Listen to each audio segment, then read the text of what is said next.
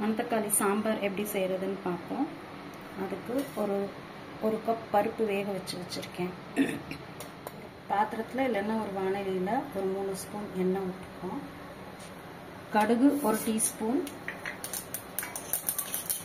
வெந்தயம் 1/2 teaspoon, 1 teaspoon சோம்பு, ஒரு பெரிய வெங்காயத்தை கட் பண்ணி வச்சுருக்கேன், அதையும் போட்டுருக்கேன். 2 மிளகாய் கிள்ளி வச்சுருக்கேன், அதையும் போட்டுருக்கேன். வெங்காயம் இந்த அளவுக்கு கண்ணாடி பதத்துக்கு வணங்கினோம்னா ஒரு பெரிய தக்காளியை கட் பண்ணி போட்டுருக்கேன். 2 ஸ்பூன் சாம்பார் தூள், மஞ்சத்தூள் ஒரு சிட்டிப்பூ, அதில் 1 டீஸ்பூன் உப்பு போட்டுருவோம். இது நல்லா கொதிக்கிறப்ப நம்ம கழுவி சுத்தம் பண்ண மணத்தக்காளி கீரையை போட்டு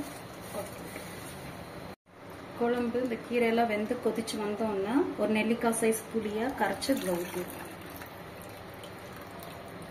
நல்லா கொதி வந்தோன்னா நம்ம கடைசியாக நுணுக்கி ஒரு 1/2 டீஸ்பூன் சோம்பை நுணுக்கி வச்சு இதில் போட்டுருவோம். கொத்தமல்லி தூவி இறக்கிடுவோம்.